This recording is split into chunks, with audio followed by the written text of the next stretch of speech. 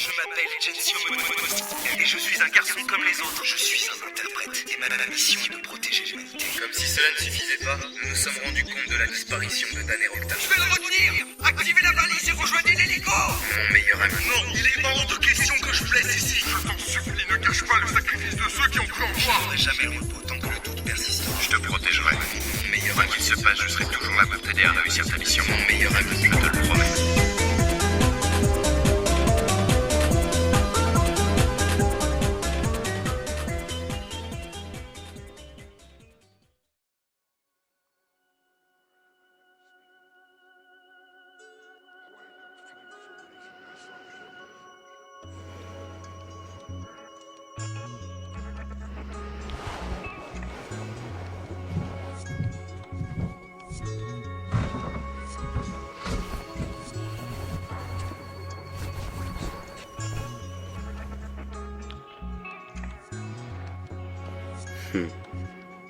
Dors, ma belle.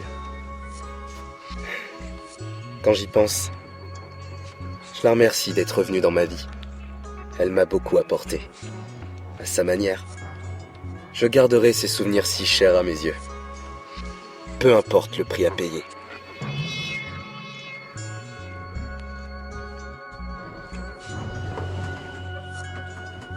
Bon. Allons voir où en sont les autres. Quelques jours auparavant, le Fenrir, vaisseau QG de Nemesos, était un bâtiment resplendissant. Il évoquait à lui-même la force, la discipline et l'organisation humaine. Un mélange de majesté et de puissance. Cependant, depuis le désastre de Last Hope, depuis que la rupture avait décimé notre armée, il s'était transformé en vaisseau fantôme. Dans les couloirs, on pouvait apercevoir quelques soldats, faisant partie des rares survivants, en train d'errer, pour tenter de penser à autre chose. Exactement comme j'étais en train de le faire. En comptant les machinistes, les membres d'équipage et le peu de soldats ayant échappé à la rupture, nous n'étions plus qu'une centaine, tout au plus. Monsieur, Repos, soldats. Et franchement, détendez-vous. Je suis pas vraiment votre supérieur. vous êtes un des interprètes de Nemesos, cela correspond à un grade supérieur. Laissez tomber. Qu'est-ce que vous faites? Nous sommes en train de remettre en ordre le hangar. Après la chute du Fenrir dans la rupture, tout est sans dessus dessous. Je peux me joindre à vous? Oui, bien sûr. En sachant que les hommes et femmes qualifiés pour la marche du Fenrir ne l'étaient pas pour les arts de la guerre, notre puissance de feu n'en menait donc pas large. L'idée même de tenir tête à l'armée du chef de guerre allait au-delà de la notion de suicide. Non, il ne nous restait que deux possibilités. Retourner à Nemesos sans prendre en compte cet étrange message d'avertissement et tenter de négocier. Ou alors déserter. Mais pour aller où? Seul le bastion de Nemesos était civil, et par conséquent, déchargé de la mainmise du chef de guerre. Non, c'était l'impasse. Où est-ce que vous voulez que je mette ça? Dans l'ancien secteur des véhicules blindés, monsieur. Regardez, c'est là-bas. Ok, très bien. Ouais, l'impasse. On avait beau essayer de penser à autre chose, de continuer à vivre comme si... Mais... l'échéance approchait. Et c'était à Alexander de faire un choix. Excusez-moi tout le monde, est-ce que l'interprète Mostinel est ici? Ouais, c'est moi. Je viens de la part du capitaine. Il vous demande à l'infirmerie. À l'infirmerie? Oui, dans la chambre du lieutenant Livitreff. Ah, je vois. Bon, d'accord. Messieurs, Oui, pas de problème. Merci à vous, monsieur. c'était à Alexander de faire un choix. Mais à sa place. Moi non plus, je n'aurais pas voulu le faire seul. Allez-y, mais ne le fatiguez pas trop. Pas de problème. Messieurs, Salut Gensio. Content de te revoir. la lumière que laissait passer le hublot illuminait les cloisons blanches de l'infirmerie. Alexander était assis sur une chaise, mal rasé et son manteau d'uniforme déboutonné. Il me sourit vaguement pour ramener son regard sur le lit devant lui. Livitreff y était allongé. Son corps camouflé par les draps, seul son bras gauche muni d'une perfusion était visible. Je pris une chaise et me joignis à eux. Monsieur, comment allez-vous? J'en ai vu bien d'autres. Bon, j'ai quelques côtes cassées, mais j'ai l'habitude de les réparer. Enlève-moi cet air sévère, jeune homme. Je vais bien. À propos, Alexander, avez-vous ce que je vous avais demandé? Vous perdez jamais le nord. Hein. Tenez. Alexander extirpa un paquet de cigarettes de sa poche. Il en prit une, la tendit à Livitreff et l'alluma. Ah, voilà un véritable remède. Le capitaine se stoppa dans son mouvement en regardant le paquet. Puis, il sortit une autre cigarette et la déposa entre ses lèvres. Enfin, il me lança le paquet. Serre-toi. Attendez, on n'est pas dans une infirmerie? Aux dernières nouvelles, je suis le capitaine et le nouveau chef principal du Fenrir. De plus, il n'y a que Livitreff dans cette salle. Et il a viré l'infirmière pour au moins 1 heure. Ah, je vois. Je ne reconnaissais plus l'homme de principe qui m'avait formé. Alors je pris une cigarette et l'alluma. Vous m'avez demandé? Eh bien, je vous écoute. Quand je vous ai demandé de quitter le poste de commande tout à l'heure, c'est parce que j'avais besoin de réfléchir. Ouais, je comprends, Mais la décision que je dois prendre, il serait idiot que je la prenne seul. Si je t'ai demandé de me rejoindre dans la chambre de Livitreff, c'est que je tiens à m'entretenir avec les dernières personnes en qui j'ai confiance. Je commençais à comprendre. Il s'était passé beaucoup trop de coïncidences pendant l'opération Abeols.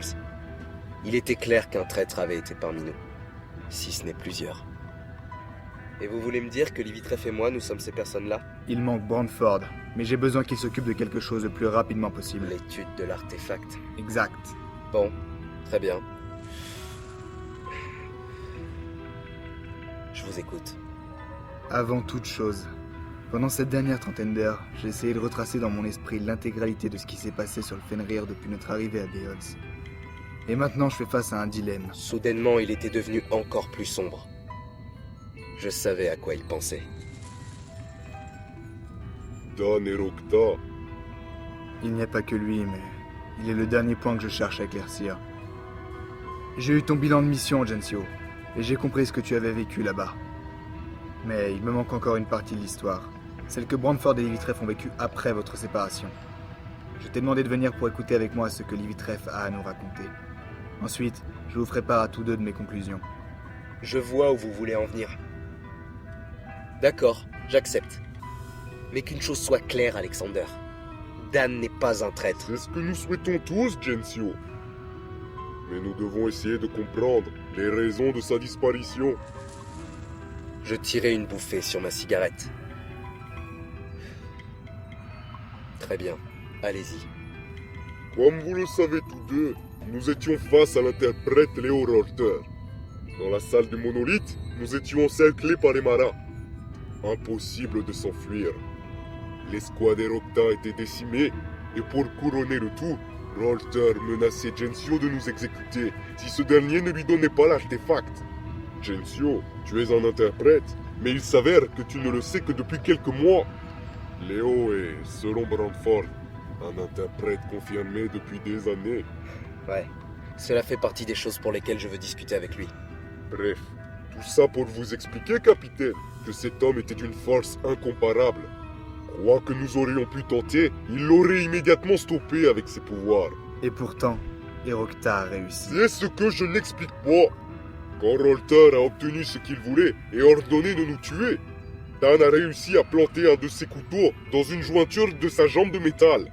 Tout s'est passé très vite, mais si mes souvenirs sont bons, Rorter était aussi étonné que nous.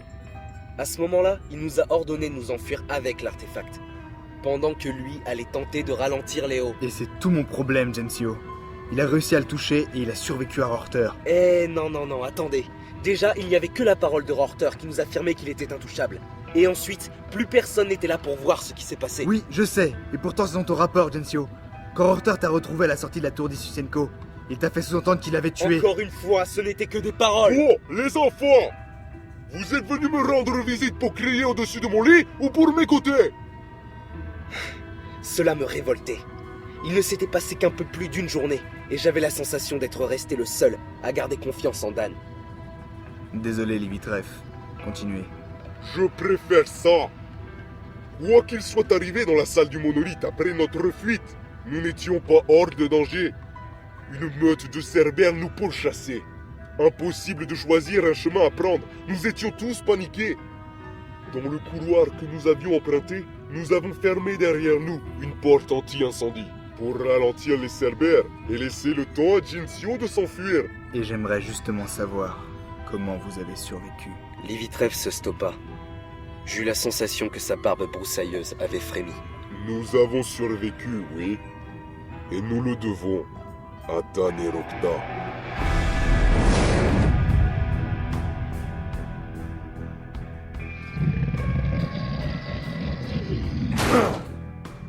Qu'est-ce qu'il te reste, Livitrev? J'ai tout donné à Gensio. Je n'ai plus que mon pistolet et quelques balles. Psst, la même. Tu as un plan? Mis à part mourir en héros, pas tellement. Quoi de mieux pour un soldat, hein? La retraite. Charge ton arme. À 3, on lâche la porte et on essaye d'en la battre le plus possible. Compris. Bonne chance, mon ami. À toi aussi. 3, 2, 1. Maintenant!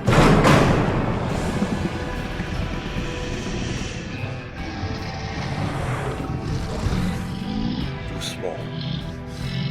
4. 2 pour toi et 2 pour moi.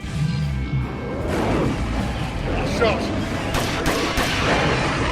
Ah, Milo! Oh, bordel, Milo! Qui fait ça? Tu veux me bouffer, hein? Tiens!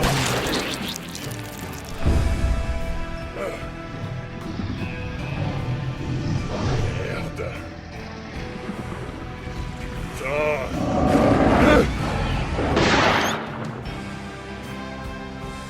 Dégagez. Dégagez!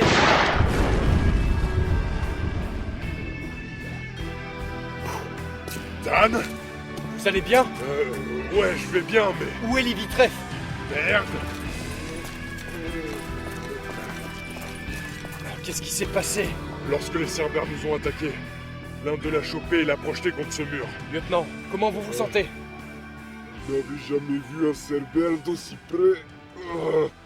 Ces créatures sont dotées d'une force. Forcez pas. Attends, Erocta, faut que tu m'expliques là. Tu sors d'où, bordel? Où est Rorter? Et comment tu as fait pour faire fuir ces cerbères? Vous voudriez pas être reconnaissant 5 minutes? Déconne pas, fiston, j'attends tes explications. On n'a pas le temps, Brandford. Prenez Livitrev, la rupture sera là d'une minute à l'autre. Et Rorter est à la poursuite de Gensio. Qu'est-ce qui s'est passé, bon sang? J'ai découvert ce qui fait la force, mais aussi la faiblesse des interprètes.